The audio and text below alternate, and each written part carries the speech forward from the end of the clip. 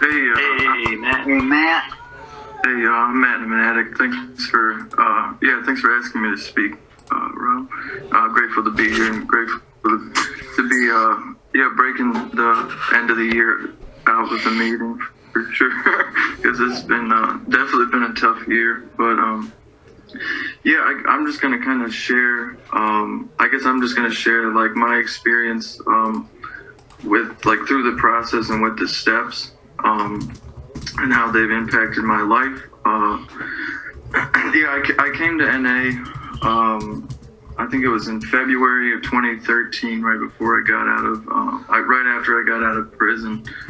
And I came here for high. I came here high for months, picking up key tags and celebrating clean times that didn't exist, you know, I didn't really know.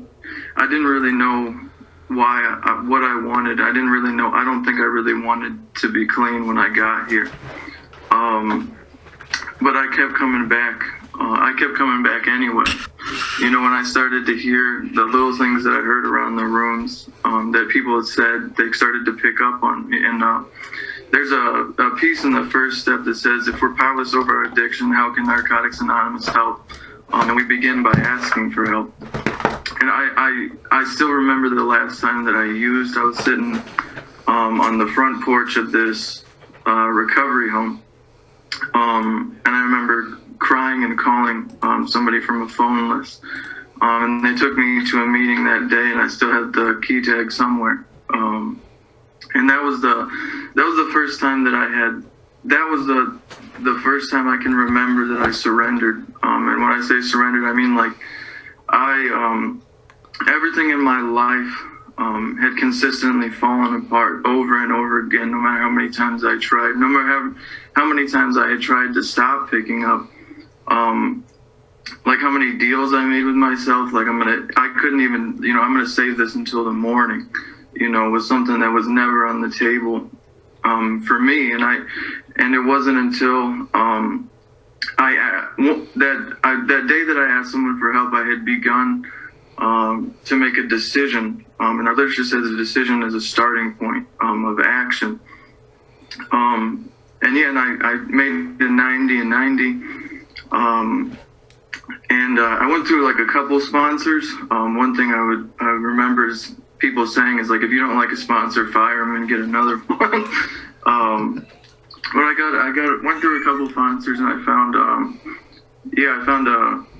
a man who I really resonated because of like the peace that I could see in his spirit. My life was like everything but peaceful. You know, I was there's a piece that said like we like early in recovery, we cry for every leaf that falls from the trees. I was an absolute like basket case.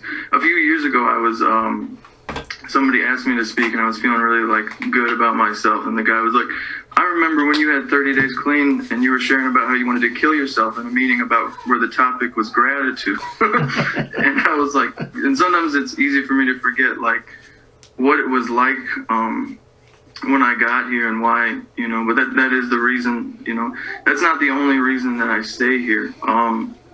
You know, when I went into step two is about, when we talk about insanity, the literature says that insanity is a loss of our perspective and a sense of proportion. So we have like, I had this twisted portion on reality. I was unable to see like, I couldn't see the truth if you told it point blank to my face or if it was right in front of me. And I had I also like I really struggled with God early on too. I know a lot of the steps were pretty like, basically if you said the word God, I would get uncomfortable when I came around. I wasn't really an atheist as much as I was a nihilist. You know, my belief system was that everything sucks and then you die, and I thought I was like cool and edgy, you know? And that was like and that was how my life was a reflection of that though, because I always thought everything bad was happening to me. Working the second step and then moving on into, you know, getting a better perspective on what reality is. And moving on to step 3 and seeing that like everything I had ever done in my life was all based in selfishness. It was my own selfish will. And nothing that I had ever done out of selfishness had given me anything good. You know, nothing I had ever done had proven to be successful or fulfilling or like gave me contentment. And when I started to, my first higher power was love, that Rob had mentioned it, but that was the 12 step says that the final form of all spiritual principles is love. So if I'm telling myself or someone else the truth, I'm acting in a way that's loving. If I'm having courage because I know the outcome is going to be a positive one, that's a loving thing I can do for myself. All of the spiritual principles, it's all based in love. And I began working the steps like that. Pretty much everything that I did turn over, I snatched right back. You know, I would say like, you can work on this because it causes me pain and consequences, but like, I don't want my higher power touching. This is none of your fucking business, higher power. You know, like most of my life is not your business. Leave it alone. And don't worry about it. When I got to step 4, I wrote out. Step 4 was pretty difficult for me because I had. Step 4 was like the first. It's the beginning of the process within the process. It asked me to do a lot of work, and I had someone that was always had a problem with authority and always had a problem putting in enough effort into anything really. When I got to step 4 and 5, I found like the underlying belief systems that had created these moral failings. And those belief systems had created all of these defects of character. And then I started to like try and shame myself out of these character defects, which is pretty counterproductive, but with something that it's really something I just had done my whole life, you know. And I remember calling Rob because I always had such like a low opinion of myself, and I would meet other men around the rooms, and I would see these men. I would see like men like Rob, who was Rob shares in a meeting all the time about how much he loves his wife, you know. And I was like, how the fuck do you do that, you know? Because I had a horrible track record of relationships with being unfaithful and selfish, and I asked men like Rob, who I see living a certain way and applying certain principles, like what am I doing wrong, you know, or not really what am I doing wrong, what are you doing, you know? How the fuck do you do this? And I started to apply principles into my life in areas that I had never really applied them. And going into step 7, like the step 7 says we don't know when or how, at what point in time, like this defect is going to be removed, but eventually it will. Certain defects, like I hold on pretty fucking tight, you know, and certain defects I had a big problem with inferiority, as I mentioned. I could physically feel that character defect like leave my body. Like I could feel what this process does. Like I could physically feel the effect, you know, that this had on me and the way that I thought about myself and the way that I lived my life. Then when I got to 8 and 9, when it comes to, I really didn't know what forgiving was. I heard a lot of members say forgiving is forgiving.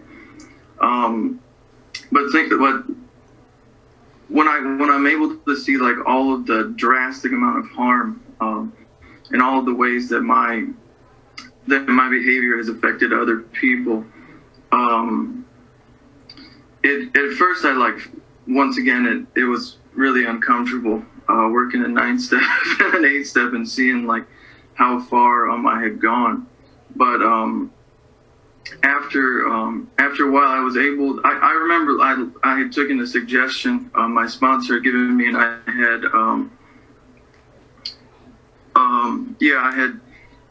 looked in the mirror and I told myself, I forgive you.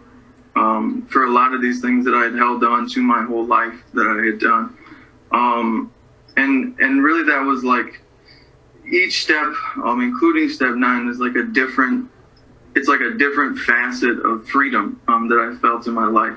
You know, it's a different angle and on a true perspective and on the true like perception of who I really am. And it's given me an opportunity to be, you know, a better version of myself than my higher power had always intended for me to be. You know, and then when I got into step 10, 4, 5, 6, 7, 8, 9, they're like the process within the process. And instead of doing those, you know, every few years, I now in step 10, I'm doing those every day. You know, I'm being aware of my patterns, my behavior. I'm looking at like, why am I doing these things? And I'm asking for help to have these things removed. And then I'm saying like, hey, I apologize.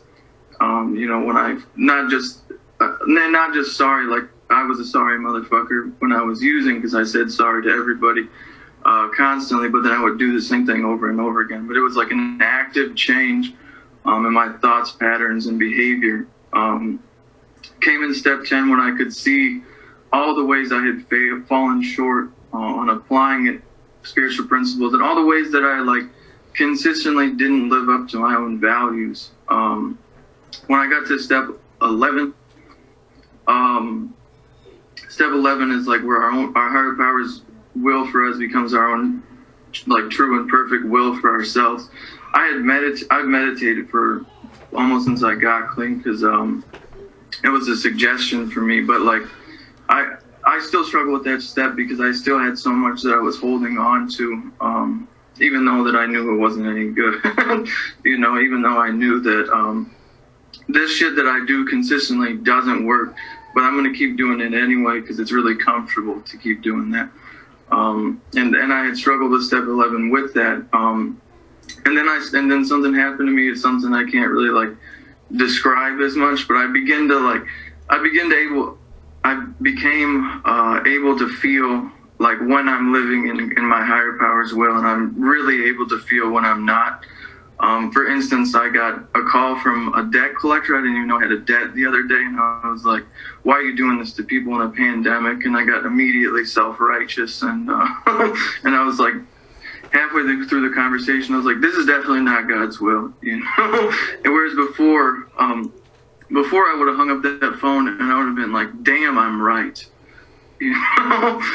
Like, damn, I'm right. And it feels good to be right. Yeah, and in that I'm just able to feel what it is that I'm supposed to do, you know? I'm able to feel what it is that, like, how I'm able to, because, like, I had this set of values previously, and I always and constantly was never able to live according to these values. And the steps in recovery and the men that I have in my life have given me an opportunity to do that.